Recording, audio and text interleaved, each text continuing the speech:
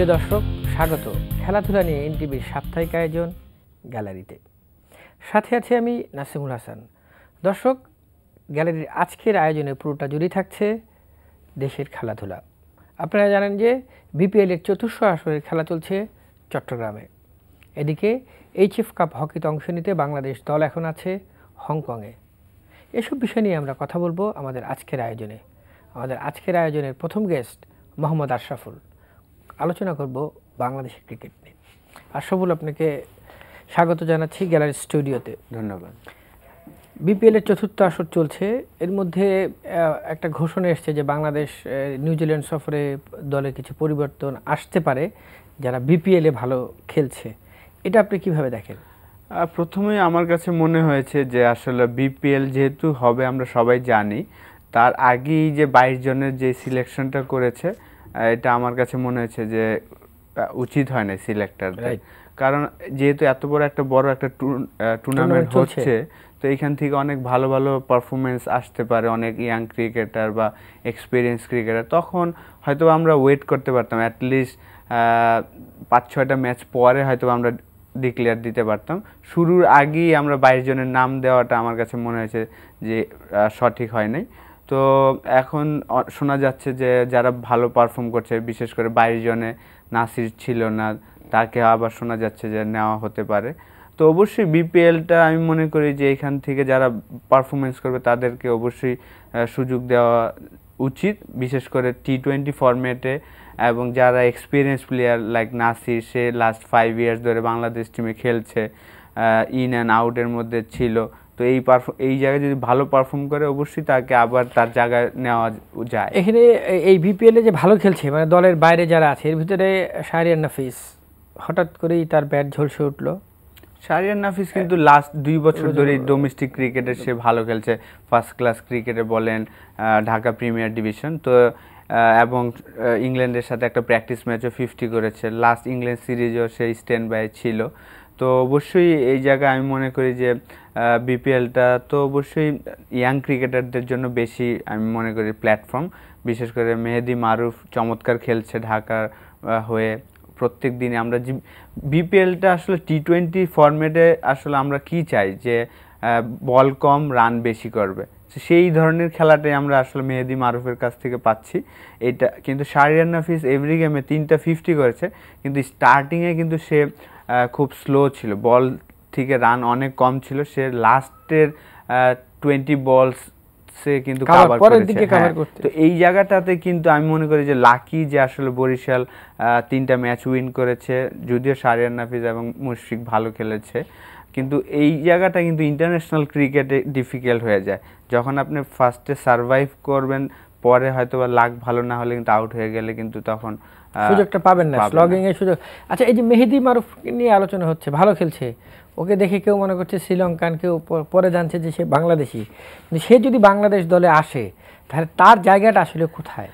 এখনই আমি মনে করি না যে আসলে জাস্ট এইখানে একটা টুর্নামেন্ট ভালো খেললাম এবং সাথে সাথেই বাংলাদেশ টিমে চলে আসলাম একটা স্টাবলিশ প্লেয়ারকে বাদ দিয়ে। এইভাবে হওয়া উচিত না, যেহেতু আমরা 16 বছর টেস্ট খেলছি বাংলাদেশ। তো এখন আমাদের একটা স্টাবলিশ হওয়া উচিত যে আসলে সে এইখানে ভালো খেলছে, অবশ্যই তার স্টেপটা হবে সে যদি একাডেমির প্লেয়ার হয়, এ টিম আছে, তারপরে এইভাবে এখন স্ট্রেট ওয়ে আমরা যে ন্যাশনাল টিমের চিন্তা করি, আমাদের মিডিয়ারও একটা বড় প্রবলেম আমি মনে করি যে আমরা একটা ছেলে 2টা-3টা ইনিংস ভালো খেললেই তাকে আমরা সাথে সাথে বাংলাদেশ টিমে চিন্তা করে ফেলি।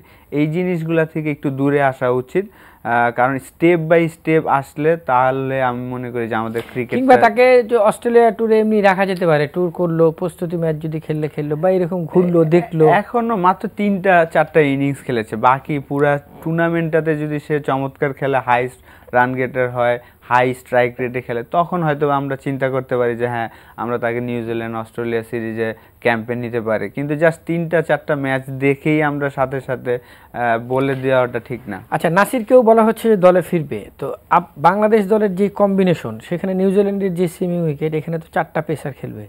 তো 4 পেসার যদি খেলে তাহলে এখানে নাসিরের জায়গাটা আসলে কই? আমি অ্যাকচুয়ালি আমার কাছে যেটা মনে হয় যে আমাদের সিলেকশনটা হওয়া উচিত 15টা বেস্ট প্লেয়ার যারা তারাই 15 জনের জন্য থাকে, যে 11 জন খেলতে পারবে না বলে যে আমি তাকে বাকি 4 জনের মধ্যে নিব না, এটা আমি মনে করি না। যারা বেস্ট 15 জন ক্রিকেটার যার যার পজিশনে তাদেরই সিলেকশন হওয়া উচিত আমার মনে হয়। বা এখানে যার ব্যাটে বলে রান নাই কিন্তু তাকে কোচ ফেভার করছে, এই জায়গাটা থেকে আসলে সরে আসা উচিত। অবশ্যই, কারণ আপনার এখন আমাদের হাতে অনেক ক্রিকেটার আছে। আপনার এখন আমার কাছে মনে হয় যে 3টা ফরম্যাটই আমরা কিন্তু চাইলেই হয়তোবা আমরা প্লেয়ার চেঞ্জ করতে পারি। অবশ্যই 5-6 জন ক্রিকেটার থাকবে, 3টা ফরম্যাটই খেলবে, বাকি যারা কোর প্লেয়ার আছে তারা সবসময় থাকবে। কিন্তু আমরা কয়েকটা প্লেয়ারকে কিন্তু এস্টাবলিশ করতে পারি যে না তোমরা, যেমন মমিনুলকে, যদিও ঠিক না তারপরও সে টেস্টের জন্যই সিলেকশন সবসময় থাকছে। যদি আমরা 14 মাস টেস্ট খেলি নাই, কিন্তু নেক্সট ইয়ার কিন্তু আমাদের প্রচুর টেস্ট ম্যাচ। আমার কাছে মনে হয় যে মমিনুল জাস্ট টেস্ট নিয়ে ফোকাস যদি করি, এইভাবে যদি হয়তোবা মেহেদী মারুফ যদি পুরো টুর্নামেন্টটা ভালো করে বিপিএলে, তখন হয়তো আমরা চিন্তা করতে পারি যে টি20-র জন্য মেহেদী মারুফ খেলতে পারে বাংলাদেশের হয়ে।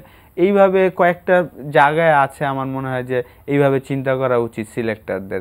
এবং যখন আমরা সিলেকশন করব, আমরা তখন যেই ফরম্যাটে যেটা সবচেয়ে হাই সিলেকশনটা দরকার, যেমন টি20-তে কিন্তু হাই স্ট্রাইক রেটটা ইম্পর্টেন্ট। টপ 3 ব্যাটসম্যানের স্ট্রাইক রেট হওয়া উচিত মিনিমাম 130-135, তাহলে কিন্তু উইনিংয়ের পার্সেন্টেজটা বেশি থাকে। কিন্তু আমাদের ম্যাক্সিমাম প্লেয়ারের কিন্তু স্ট্রাইক রেট দেখা যাবে যে 100-110। তো এই জায়গাটাতে আমাদের ইমপ্রুভ করতে হবে, আমাদের টি20-তে ভালো করতে হবে। এমনি নিউজিল্যান্ডের উইকেটে তো আপনি খেলে অভ্যস্ত, ওইখানে আসলে বাংলাদেশ কিরকম প্রবলেম ফেস করবে? অবশ্যই আমাদের এই টিমেরও 6-7 জন ক্রিকেটার এক্সপিরিয়েন্স আছে নিউজিল্যান্ডের খেলার, এবং ওই জায়গার অন্য জায়গার থেকে নিউজিল্যান্ডের উইকেটটা একটু টেনিস বলের মতন বাউন্স স্পঞ্জি টাইপের। কিন্তু আমার বিশ্বাস যে আমরা ভালো ক্রিকেট খেলবো, কারণ আপনার খেলাটা হবে ডিসেম্বরে। আশরাফুল, আমরা গ্র্যান্ড এলিয়েন্টের একটা ইন্টারভিউ নিয়েছিলাম, সেখানে সে বলেছে যে তারা যে হোম কন্ডিশনটা ইউজ করতে চায় বেসিক্যালি সাউদি আর ট্রেন্ট বোল্টের কে রেখে, এই 2 পেসার আসলে বাংলাদেশের জন্য কতটা? অবশ্যই তারা 2 জন খুব এক্সপিরিয়েন্স বোলার, এবং 2 জনই কিন্তু পেসও অসাধারণ, 135 প্লাস, এবং তার মধ্যে সুইং, 2 জন বোলারের সুইং। তো অবশ্যই আমাদের জন্য টাফ টাইম দিবে এই 2টা বোলার, কিন্তু আমার বিশ্বাস যে আমরা ভালো ক্রিকেট খেলতে পারবো এখানে, কারণ ডিসেম্বরের এন্ডে যখন ওয়েদারটা ভালো থাকবে, হ্যাঁ, তো বেশি ঠান্ডা না হলে হয়তোবা উইকেট থেকে অতটা হেল্প পাবে না আমার বিশ্বাস। আর বাংলাদেশ আগে যেটা সাইড স্ট্রোক প্রচুর খেলতো, এখন কি আপনি মনে করেন যে সেম সমস্যা নিউজিল্যান্ডে হবে? ওই পরিস্থিতিতে এখন আর বাংলাদেশের নেই, মানে কনফিডেন্স লেভেল তো অনেক আপার না। লাস্ট যে টেস্ট সিরিজটা আমরা খেলতে গিয়েছিলাম 2010-এ, আমরা কিন্তু ভালো ক্রিকেট খেলেছিলাম। মাহমুদুল্লাহ সেঞ্চুরি করেছিল টেস্ট ম্যাচে, সাকিব সেঞ্চুরি করেছিল, তামিম ভালো খেলেছিল, জুনায়েদ ভালো খেলেছিল। তো আমার কাছে মনে হয় যে এখন তো আমরা আমাদের টিম হিসেবে আমরা অনেক এস্টাবলিশ, আমাদের সবাই অনেক ভালো ক্রিকেট খেলছে। এখন আর আমার মনে হয় না যে সমস্যা হবে, আগে স্টার্টিংয়ে যেই সমস্যাটা ছিল ওই সমস্যাটা হবে। এমনি বিপিএল কেমন দেখছেন? বিপিএল প্রথম দিকে অতটা ভালো স্টার্ট হয় না উইকেটের কারণে, পরের দিকে আমি বলবো যে খুবই ভালো লাগছে, হাই স্কোরিং ম্যাচ হচ্ছে। তো ওভারঅল আমি মনে করি যে এই বিপিএলটাতে কিন্তু আমাদের ক্রিকেটই বেনিফিট হয় শেষে, বিশেষ করে বাংলাদেশ টিম। প্রত্যেকটা বিপিএলের পরেই কিন্তু বাংলাদেশ টিমের যে সিরিজটা হয়েছে, বাংলাদেশ খুব ভালো ক্রিকেট খেলেছে। প্রথম বিপিএলের পরে আমরা এশিয়া কাপের ফাইনাল খেলেছিলাম 50 ওভারের, পরের বিপিএলের পরে আমরা শ্রীলঙ্কায় গিয়ে শ্রীলঙ্কার সাথে প্রথম টেস্ট ড্র করেছিলাম, ওয়ানডে সিরিজ ড্র করেছিলাম। থার্ড বিপিএলের পরে কিন্তু আমরা এশিয়া কাপে টি20 ফাইনাল খেলেছি। তো এভরি বিপিএলের পরের সিরিজটাই বাংলাদেশের কিন্তু ভালো পারফরমেন্স হয়েছে। তো আশা করব এই বিপিএলের পরে আমরা নিউজিল্যান্ডে গিয়ে খুব ভালো ক্রিকেট খেলবো। এই বিপিএলের সম্ভাব্য সেরা 4 কে কারা হতো, কয়টা? এখন পর্যন্ত তো আসলে ঢাকা 1 নম্বরে আছে, তারপর রংপুর, বরিশাল এবং খুলনা, এই 3টা টিম সেম পয়েন্টে আছে আর কি, টপ 4 এর মধ্যে। রাজশাহী আনলাকি, 3 ম্যাচে 2টা লুজ করেছে, 2টাই উইন করার সম্ভাবনা ছিল তাদের। এবং কুমিল্লা লাস্ট ইয়ারের চ্যাম্পিয়ন ছিল, তারা 4টা ম্যাচই হেরেছে। তো এবং চিটাগাং 5 খেলায় 4টা হেরেছে। চিটাগাং টিমটা কিন্তু আমার কাছে মনে হয়েছিল যে কাগজে কলমে খুবই চমৎকার একটা টিম, লোকাল এবং ফরেন প্লেয়াররা খুব ভালো টিম ছিল, কিন্তু আসলে তাদের পারফরমেন্স ভালো হচ্ছে না। তো আমার কাছে মনে হয় বটম 3 থেকে যে কোনো একটা টিম অবশ্যই টপ 4-এ যেতে পারে। আপনার বাড়ি কুমিল্লা, অথচ কুমিল্লা দলের পারফরমেন্স এবার ভালো না, মানে কেন হলো এটা? Comilla actually last year champion হয়েছে। ওরা কিন্তু লাস্ট ইয়ারও অতটা ভালো টিম ছিল না, বিকজ মাশরাফি ভালো ক্যাপ্টেন্সি করেছিল এবং লাকও তাদের ফেভার ছিল। এইবার কিন্তু আমার কাছে মনে হয়েছে কাগজে কলমে খুব উইক একটা টিম করেছে কুমিল্লা, বেশি স্ট্রং টিম করে নাই। আপনি যে লোকাল প্লেয়ার যাদের নেওয়া হয়েছে তাদের কিন্তু আর T20 স্পেশালিস্ট আমি বলবো না, কারণ আপনার লিটন যদি দেখি তার স্ট্রাইক রেট মাত্র 75 না 90 এরকম T20। ইমরুল কায়েস ভালো খেলছে কিন্তু তারও স্ট্রাইক রেট 110। মালিক অধিনায়কের একটা দ্বন্দ্বের কথা শোনা যায়, এটা হ্যাঁ লাস্ট ম্যাচের আগে একটা এই ধরনের কথা হয়েছে। টিম যখন রেজাল্ট আসে না তখন এইসব ফ্র্যাঞ্চাইজ লিগে এই ধরনের ঘটনাটা হওয়াটাই স্বাভাবিক। আবার পারফরমেন্স যদি ভালো হয় তাহলে আবার ঠিক হয়ে যাবে। মনির, আপনাকে স্বাগত গ্যালারি স্টুডিওতে। আপনাকেও ধন্যবাদ। প্রথমবারের মতো গ্যালারি স্টুডিওতে এলেন। আপনার দল এখন হংকং অবস্থান করছে HF কাপ হকি টুর্নামেন্টে অংশ নিতে।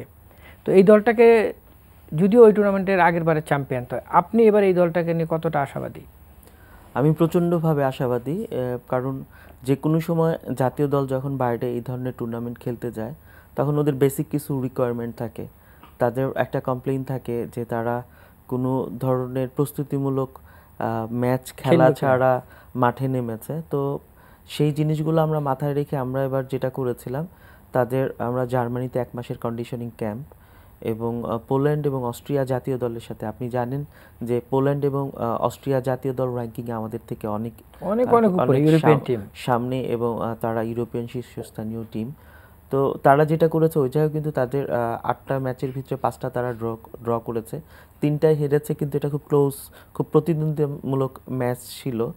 এরপরে তারা যখন আসছে বাংলাদেশে, যখন তারা বিকেএসপিতে আবাসিক অনুশীলন করে, আমি খেলোয়াড়, কোচিং স্টাফ সবার সাথে কথা বলেছি। সবাই বলেছে যে না, টিম যে কোনো সময়ের তুলনার থেকে অনেক ভালো। আর খেলোয়াড়রা মনস্তাত্ত্বিকভাবে এখন অনেক বেশি তারা আশাবাদী, যে কনফিডেন্ট লেভেলটাও তাদের ভালো, তারা ভালো করতে পারবে। আর আমাদের আরেকটা লুফল ব্যাকলগ থাকে যে আমাদের রিজার্ভ বেঞ্চটা ওই ধরনের শক্তিশালী থাকে না। বাট এখন দেখা গেছে যে আমাদের ড্রাগ ফ্লিকার ছিল 1 জন, এখন 3 জন যারা সিনিয়র আছেন, অনেক দিন ধরে খেলে, তাদের উপরও একটা প্রেশার আছে। যারা নতুন যারা ঢুকেছে তারাও ভালো করছে। তো ওভারঅল মিলিয়ে, আর সবচেয়ে বড় যে জিনিসটা, আমরা কখনো পূর্ণাঙ্গ কোচিং স্টাফ দিতে পারি না, হয়তো একজন কোচ দিলাম, ভিডিও অ্যানালিস্ট বা ফিজিওগুলো দিতে পারি না। এবার টোটাল রিকোয়ারমেন্ট যা যেসব জায়গায় দরকার জাতীয় দলের জন্য সব কিছুই আছে। তো আমার কাছে মনে হয় যে রেজাল্ট অবশ্যই ভালো হবে। আরেকটা সুখবর হচ্ছে যে আপনারা বেশ কয়েকজন সিনিয়র খেলোয়াড়কে দলে ফিরিয়েছেন, মানে এই প্রয়োজনটা কতটা ছিল দলের জন্য? আসলে সিনিয়র খেলোয়াড় থেকে ফিরিয়ে আনার আগে যেটা হলো যে পারফর্ম কারা করতে পারেন। তো যারা মাঠের বাইরে ছিলেন, আপনি জানেন যে আমাদের বিগত 2-3 বছরে হকির একটা ট্রানজিশন ক্রান্তিকাল ছিল। তখন যে কোনো কারণে হয় অনেক সিনিয়র খেলোয়াড়কে আমরা মিস করেছি জাতীয় দল থেকে।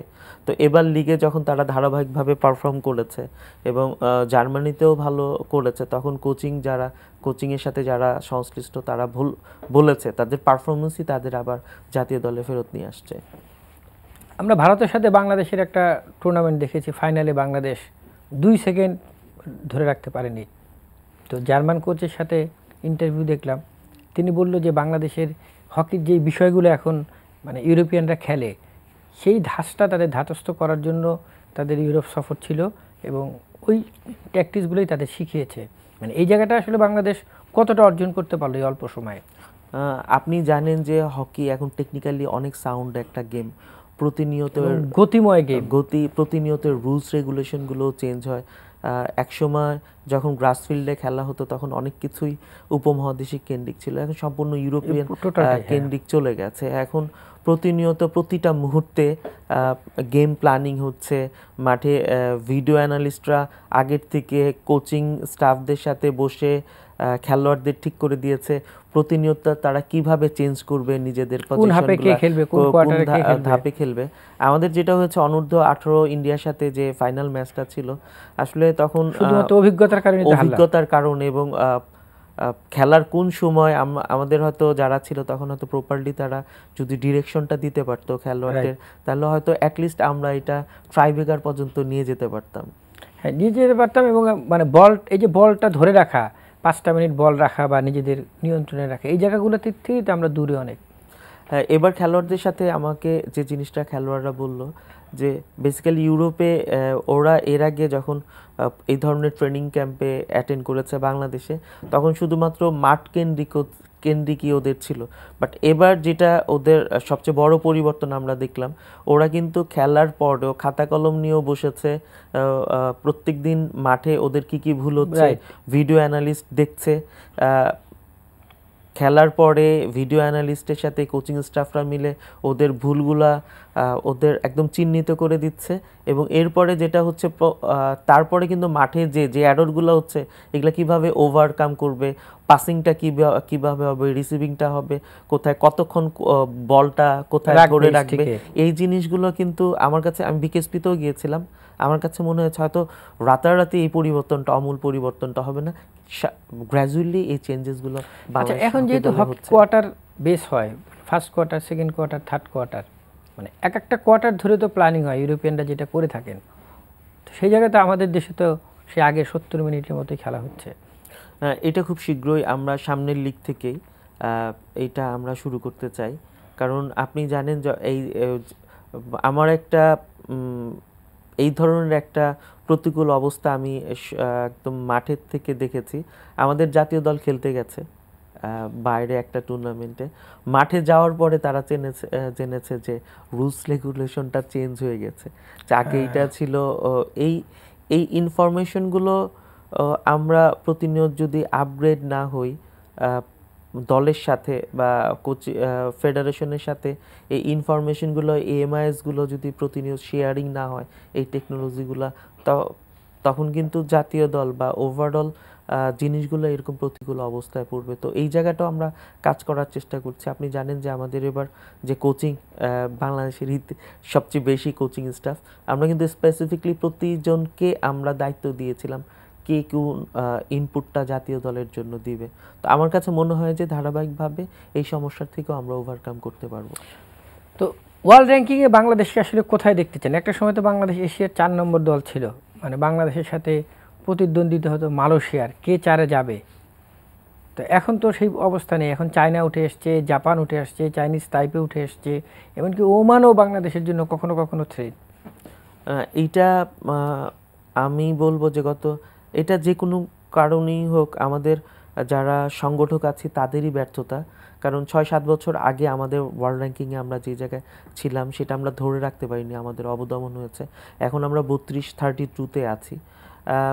আমাদের সামনে যারা আছেন, আমি মনে করি যে এখন হকির যে পূর্ণ জাগরণ, যে রিজিউমটা হচ্ছে, এইটা যদি আমরা সংগঠক যারা আছে, ফেডারেশনের সাথে যারা আছে, হকির যারা স্টেক হোল্ডার, তারা সবাই যদি একটা পরিবারের মতো আমরা কাজ করি, আমাদের যদি দূরদৃষ্টি এবং ভীষণ থাকে, দূরদৃষ্টি এবং আমাদের আন্তরিকতা থাকে, এখন যেভাবে পরিকল্পনার সাথে সাথে বাস্তবায়নের উদ্যোগ নেওয়া হচ্ছে, এটা হলে এটা স্বপ্নবিলাস না বা অমূলক না যে ওয়ার্ল্ড র্যাঙ্কিংয়ে আমরা আবার 20-এর কাছাকাছি যেতে পারবো।